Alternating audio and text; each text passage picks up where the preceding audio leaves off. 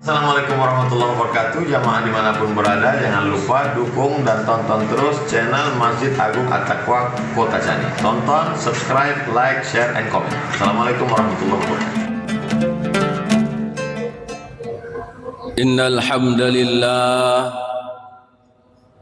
nahmaduhu wa nasta'inuhu wa nastaghfiruh wa na'udzu billahi min shururi anfusina ومن سيئات أعمالنا من يهده الله فلا مضل له ومن يضلل فلا هادي له أشهد أن لا إله إلا الله وحده لا شريك له وأشهد أن محمدا عبده ورسوله اللهم فصل وسلم وبارك على محمد وعلى آله وصحبه أجمعين أما بعد فيا عباد الله أوصي نفسي وإياكم بالتقوى الله فقد فاز المتقون قال الله تعالى في كتابه الكريم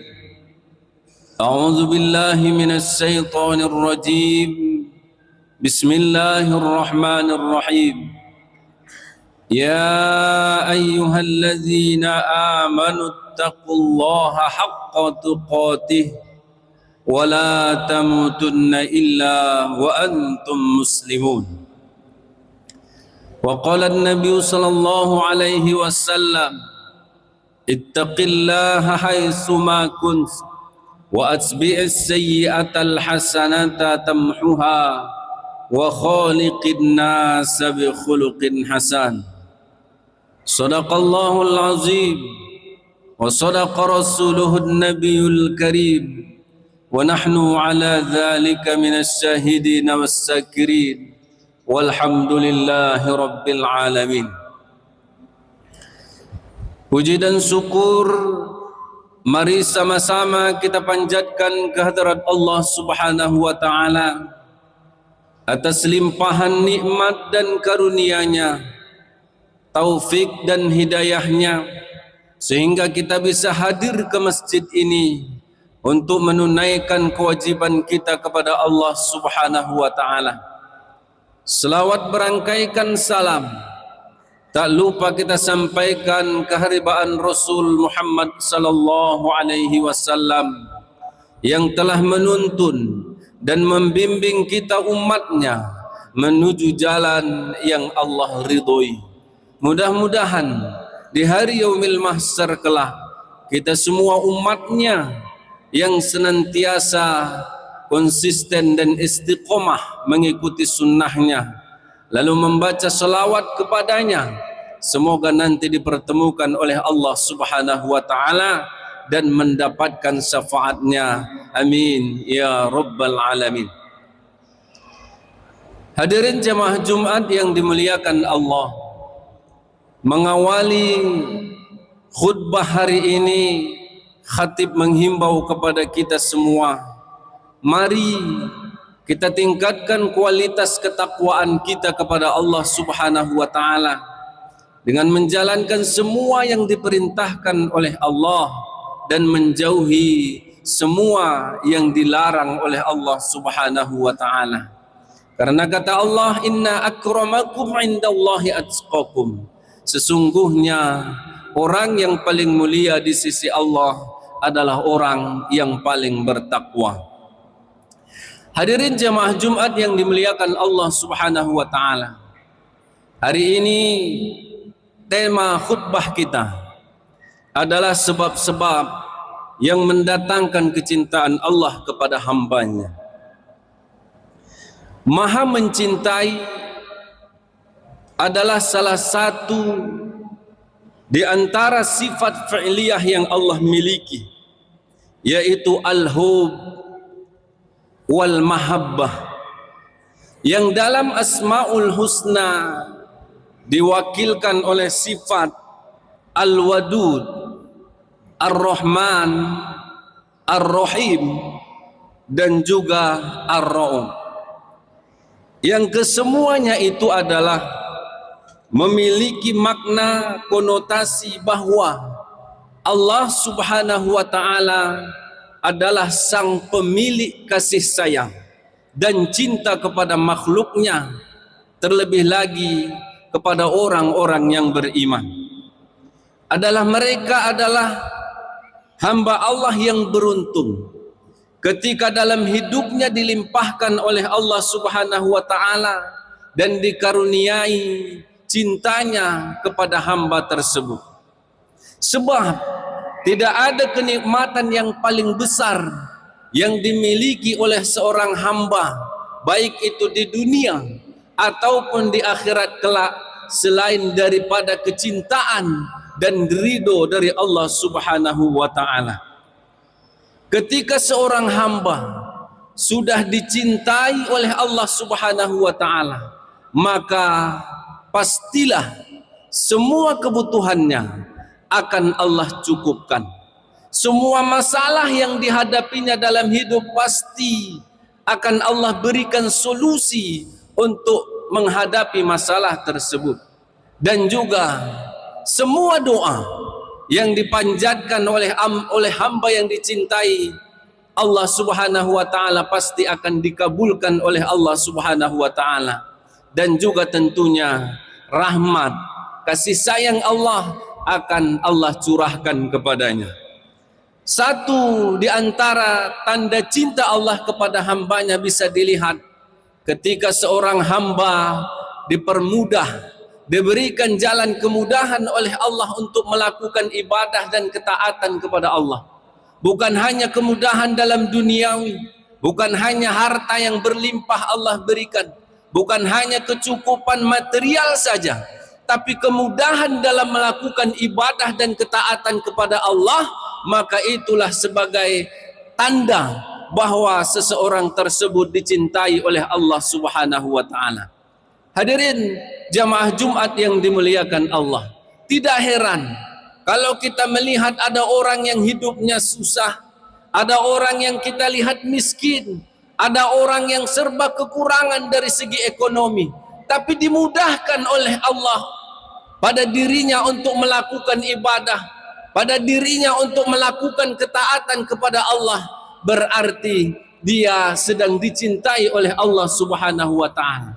Namun sebaliknya, berlimpah harta, banyak rezeki Allah berikan kepada kita, sehat fisik kita, banyak uang kita, tapi Allah jauhkan, Allah sulitkan diri kita untuk taat kepada Allah. Allah sulitkan diri kita untuk ibadah kepada Allah, bagaikan kita mendaki langit. Kalau kita lihat dalam Al-Quran, begitulah orang-orang yang sedang dijauhkan oleh Allah dalam hidupnya. Lalu bagaimana kita melihat dan apa sebenarnya sebab-sebab seseorang hamba itu dicintai oleh Allah Subhanahu wa Ta'ala? Pertama, kita bisa melihat penjelasan dari Al-Quranul Karim. Yang pertama adalah orang yang istiqomah mengikuti Rasul.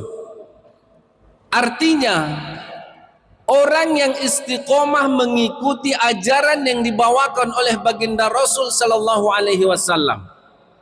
Apakah dari segi ibadahnya, dari segi muamalahnya, dari segi sosial dan kulturalnya, semua lini kehidupannya dia ikuti Rasul sallallahu alaihi wasallam.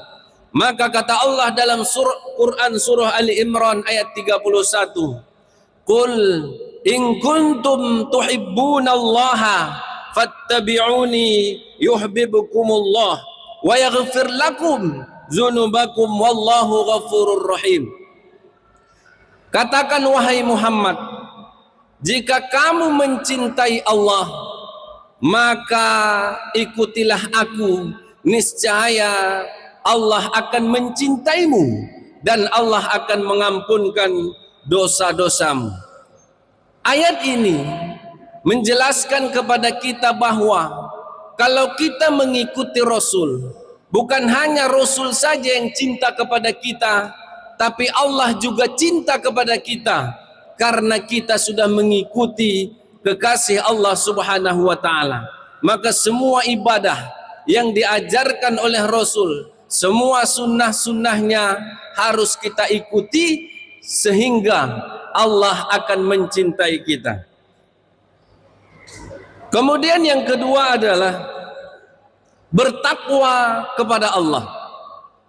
Takwa dalam artian imtisalu awamirillah wajtinabu nawahi, menjalankan semua perintah Allah dan menjauhi semua larangannya, apapun bentuknya. Apakah kita senang atau tidak, yang penting semua yang dilarang Allah harus kita tinggalkan.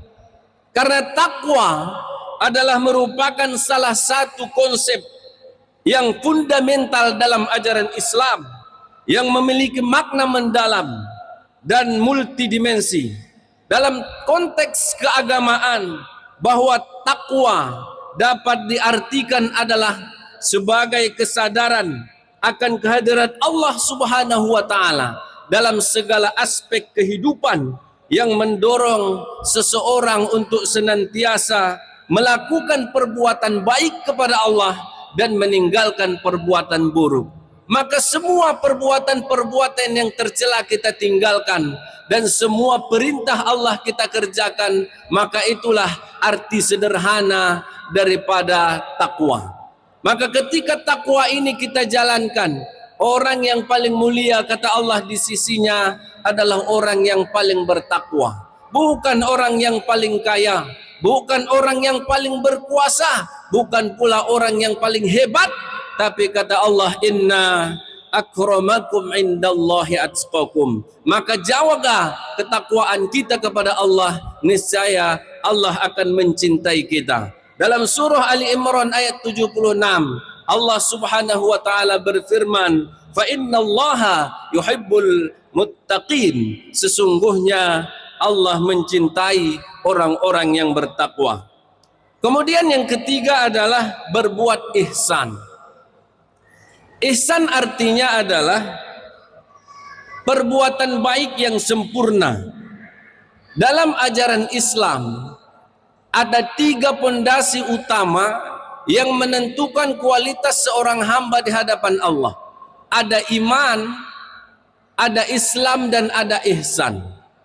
Iman berkaitan dengan keyakinan kepada Allah, Islam berkaitan dengan amal pekerjaan kita, kemudian ihsan adalah itulah intisari dari kesempurnaan beribadah kepada Allah Subhanahu wa taala. Dalam bahasa Arab, ihsan itu adalah berasal dari kata ahsana, yang artinya baik atau memberikan kebaikan.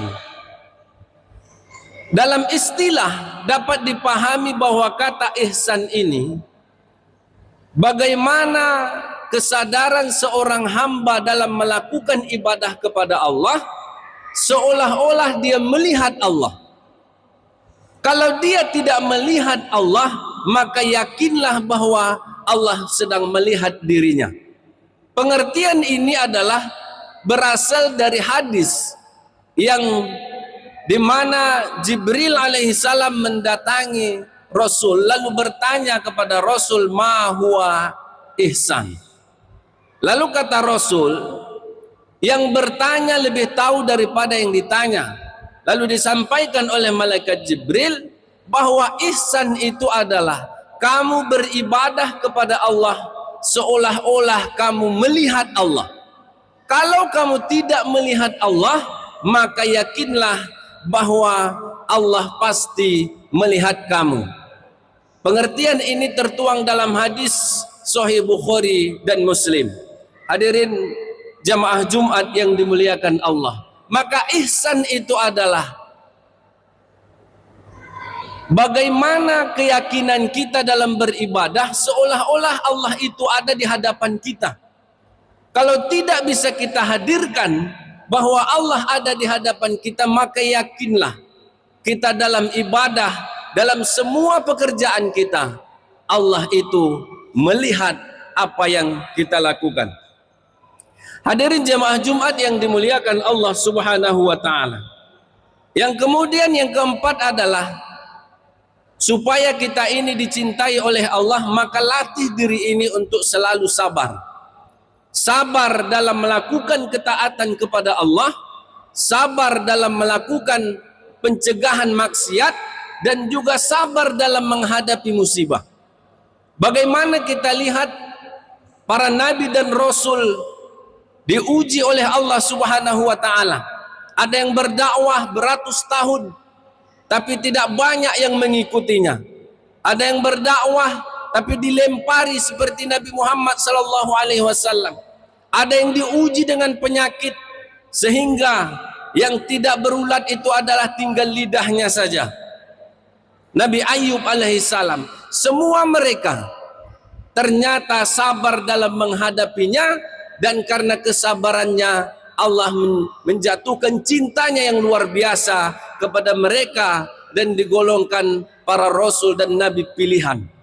Maka kita hari ini latihlah diri kita untuk sabar.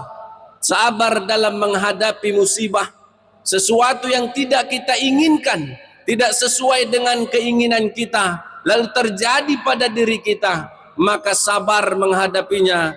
Kata Allah Subhanahu wa taala, wallahu yuhibbus sabirin, dan Allah sangat cinta kepada orang-orang yang sabar. Hadirin jamaah Jumat yang dimuliakan Allah, yang terakhir adalah tawakal.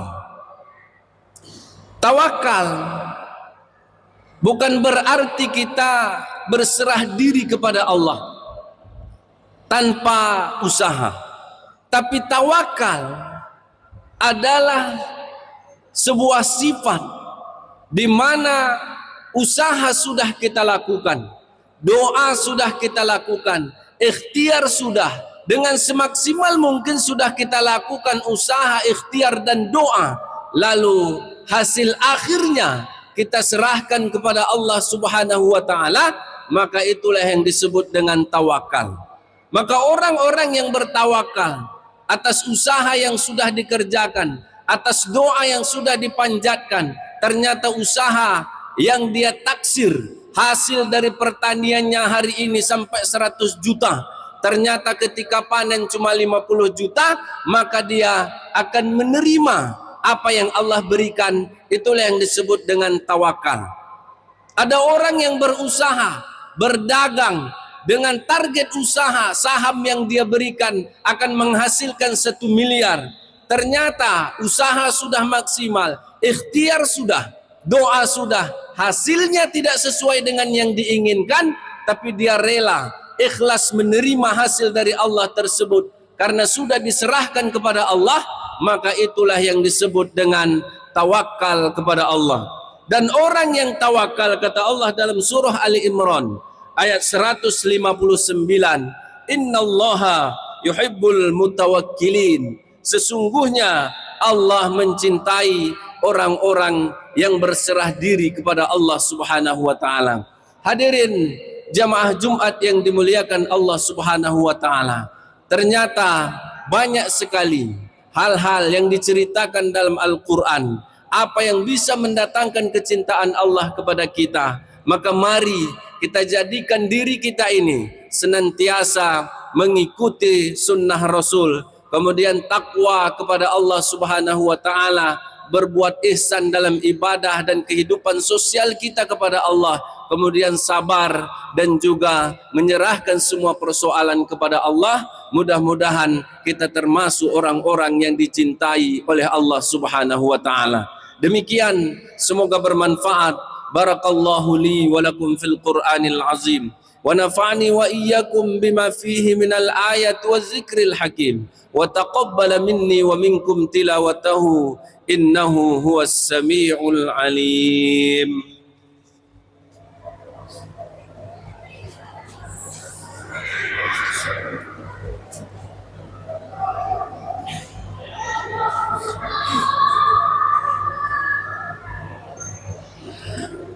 Alhamdulillahilladzi amarana bil ittihad wal i'tisam bihablillahil matin. Ashhadu an la ilaha illallah wahdahu la syarikalah wa ashhadu anna Muhammadan abduhu wa rasuluh. اللهم فصل وسلم وبارك على محمد وعلى آله وصحبه أجمعين. أما بعد فيا عباد الله أوصيكم ونفسي بالتقوى الله فقد فاز المتقون. قال الله تعالى في كتابه الكريم: أعوذ بالله من الشيطان الرجيم، بسم الله الرحمن الرحيم. والعصر إن الإنسان لفي خسر إلا الذين آمنوا وعملوا الصالحات وتواصوا بالحق وتواصوا بالصبر. واعلموا أن الله قد من فقال تعالى: إن الله وملائكته يصلون على النبي يا أيها الذين آمنوا صلوا عليه وسلموا تسليما. اللهم صل على محمد وعلى آل محمد كما صليت على إبراهيم وعلى آل إبراهيم، وبارك على محمد وعلى آل محمد كما باركت على إبراهيم وعلى آل إبراهيم في العالمين إنك حميد مجيد. اللهم اغفر للمسلمين والمسلمات والمؤمنين والمؤمنات الأحياء منهم والأموات إنك سميع قريب مجيب الدعوات ويا قاضي الحاجات. اللهم أصلح جميع ولاة المسلمين وأهلك الكفرة والمشركين وأعلي كلمتك إلى يوم الدين. ربنا آتنا في الدنيا حسنة وفي الآخرة حسنة وقنا عذاب النار. عباد الله، إن الله يأمر بالعدل والإحسان وإيتاء ذي القربى وينهى عن الفحشاء والمنكر والبغي يعظكم لعلكم تذكرون ولذكر الله أكبر. أقم الصلاة.